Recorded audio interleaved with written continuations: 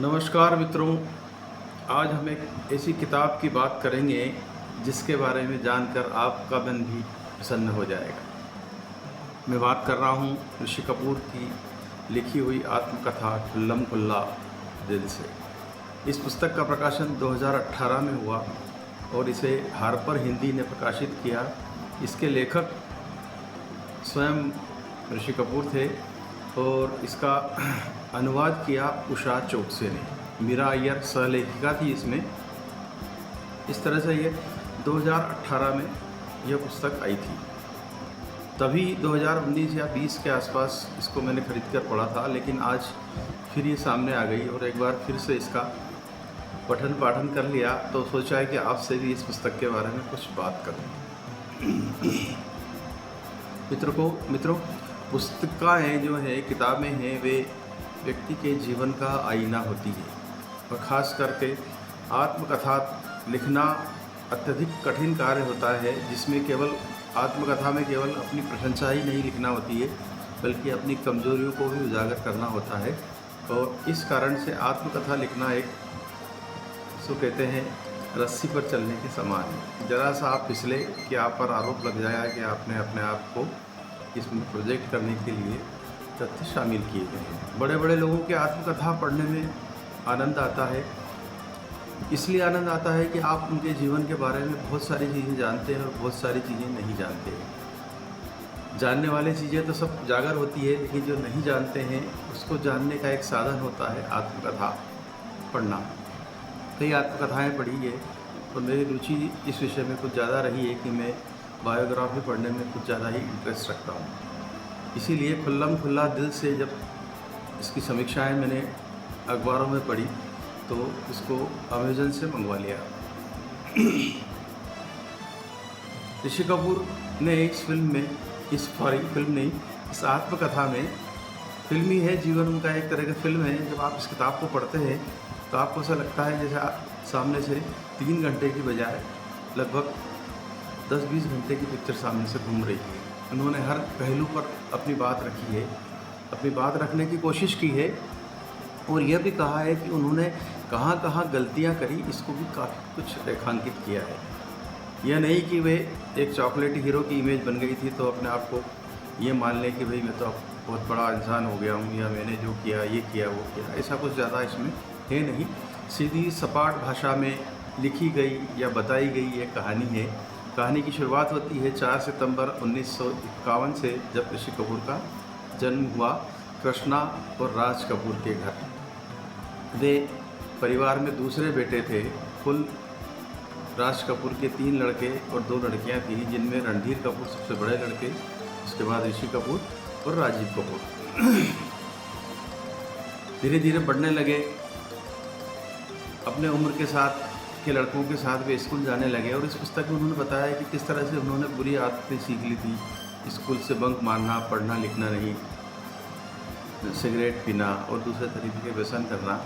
और इसी बीच जब वे कुछ बड़े होने लगे और स्कूल से उनका मन भर गया, तभी उनके पिताजी ने मेरा नाम जोकर उनको ऑफ़र कर दी। ऋषि कपूर बताते हैं कि उनके पिता ने एक खाने की टेबल पर उनकी माँ से अनुमति ली कि उनके बेटे को फिल्म में एक छोटा रोल देना है। मेरा नाम जोकर में राजू नाम का हीरो होता है, उसके बाल कलाकार के रूप में ऋषि कपूर को लिया गया।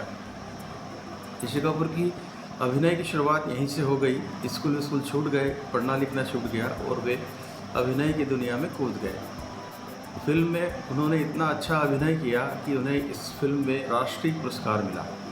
राष्ट्रीय पुरस्कार लेने का विवरण भी वे बताते हैं कि राष्ट्रपति वीवी गिरी से जब वे पुरस्कार लेकर के लौटे तो उन्होंने अपने दादा पृथ्वीराज कपूर को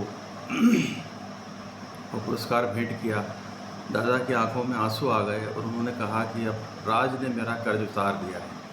तब वे छोटे थे, इस बात को समझ नहीं पाए, लेकिन उन्होंने कहा कि उन्हें बाद में समझ में आया कि इस बात का क्या अर्थ है।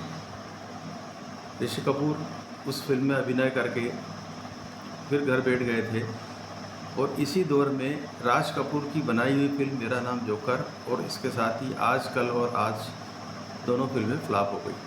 राज कपूर अत्यधिक कर्जे में आ गए, ऐसा बताया है उस फिल्म में, और काफ़ी परेशानियों का सामना करने लगे। और इसी समय उन्होंने 1970 में बॉबी की शुरुआत की। बॉबी में नए हीरो के रूप में ऋषि कपूर को कास्ट किया और उनकी हीरोइन बनी डिम्पल कपाड़िया। ऋषि कपूर अपनी किताब में लिखते हैं कि इसके लिए नीतू सिंह ने भी ऑडिशन दिया था, लेकिन उनका चयन नहीं हुआ और डिम्पल का चयन हुआ।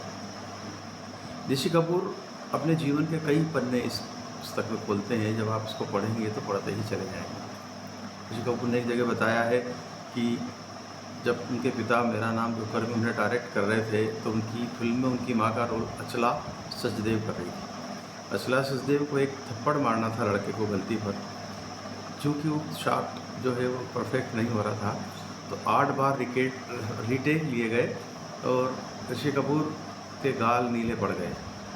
पिता ने कहा कि भाई काम बड़ा है, पिता होना बाद में है।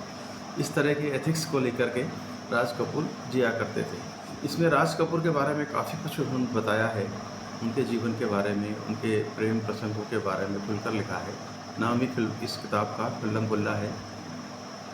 ऋषि कपूर बताते हैं कि 1971 में जब बॉबी फिल्म हिट हो गई तो वे एकाएक स्टार बन गए और उनकी कीमत मार्केट में 5 लाख रुपया प्रति फिल्म हो गई। लेकिन उन्हें तुरंत ही झटका लगा। बॉबी के बाद आई फिल्म जहरीला इंसान फ्लॉप हो गई और डगमगा से गए। लेकिन इसके बाद आई फिल्म रफू चक्कर थोड़ी सी चल गई, क्योंकि उस फिल्म में आधे से ज़्यादा समय में ऋषि कपूर को लड़की का रोल करना पड़ा था, तो इसलिए ऋषि कपूर बताते हैं कि उनकी एक लवर बॉय की इमेज इससे बिल्डअप नहीं हुई।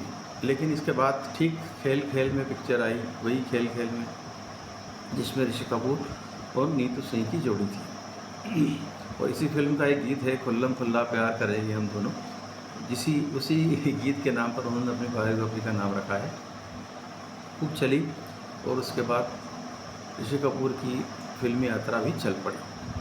इस किताब में उन्होंने कई डायरेक्टरों के साथ काम करने के अनुभव, अपने मित्रों के साथ काम करने के अनुभव, अपने प्रेम प्रसंगों के बारे में भी बताया है। उन्होंने बताया है कि उनका बॉबी की फिल्म के निर्माण के दौरान ही यास्मीन नाम की लड़की से प्रेम हो गया था, लेकिन कुछ ही समय बाद अखबारों में छपी खबरों के कारण ब्रेकअप कर लिया गया और उनका दिल टूट गया था और वे आमतौर पर जो लोग करते हैं उसी तरह से नशे में डूब गए थे। लेकिन इसके बाद उनके जीवन में नीतू सिंह आई और नीतू सिंह से उन्होंने विवाह किया, जो काफ़ी सफल हुआ। तो इस तरह से इसमें प्रवाह है किताब के अंदर। एक बार आप पढ़ना शुरू करते हैं तो रुक नहीं सकते हैं। कई प्रसंग ऐसे भी बताए गए हैं जिसमें उन्होंने कहा है कि उनका कई बार कई लोगों से विवाद भी हुआ। विवाद में मुख्यतः फिरोज़ खान और संजय खान बंधुओं से उनका झगड़ा। इसके बाद दाऊद के साथ भी उनकी मुलाकात के प्रसंग भी इस किताब में सुस्पष्ट तरीके से समझाए गए हैं। साथ ही सलीम जावेद के साथ हुए उनके पंगे के बारे में भी इसमें आपको पढ़ने को मिलेगा। ऋषि कपूर ने बताया कि सलीम जावेद ने उन्हें धमकी दी थी कि वे उनका करियर बर्बाद कर देंगे, लेकिन ऐसा कुछ कर नहीं पाए। एक ही ऐसा हीरो था जो बिना सलीम जावेद के लेखन के फिल्मी आकाश पर छाया रहा।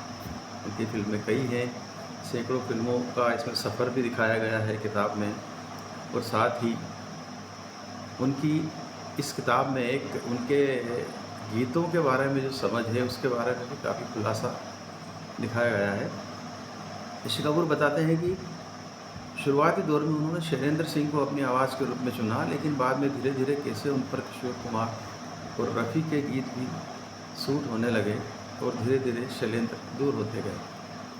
संगीतकारों में भी उन्होंने कहा कि उन्होंने कई संगीतकारों के साथ काम किया है और कई बार बचकाना हरकतों के कारण वे अच्छे और जो प्रसिद्ध होने वाले गीतों को भी नकार दिया करते थे। ये गलती उन्होंने स्वीकार की है। तो बायोग्राफी वही है जिसमें व्यक्ति अपनी गलतियां भी स्वीकार करे, अपनी सफलताएं स्वीकार करे। हम लोगों के जहन में एक लवर बॉय और जर्सी अलग अलग कलर की स्वेटर पहने कश्मीर की वादियों में गीत गाते हुए हीरो के रूप में ऋषि कपूर की यादें बसी हुई है। और इस किताब में वही रंग बिखरे पड़े हैं जो ऋषि कपूर के व्यक्तित्व में थे। इसलिए यदि किताब पढ़ने के शौकीन हैं तो खुल्लम खुल्ला दिल से ज़रूर पढ़ें और जानें कि हमारे नायकों का अंदरूनी जीवन कैसा था, वे कैसे काम किया करते थे। इसमें किताब के अंत में नीतू सिंह का भी अपनी तरफ से एक स्टेटमेंट छपा है 8-10 पेज का, वो भी रोचक है। कुल मिला के किताब काफ़ी रोचक बन पड़ी है, हिंदी में उपलब्ध है। आप इसको अमेजन से मंगा सकते हैं या किसी बुक स्टोर से भी खरीद सकते हैं। एक बार पढ़ने योग्य है, एक बार क्या 2 बार भी पढ़ेंगे तो इससे इसका मन नहीं भरेगा। आज बस इतना ही। हरीश शंकर शर्मा की ओर से नमस्कार।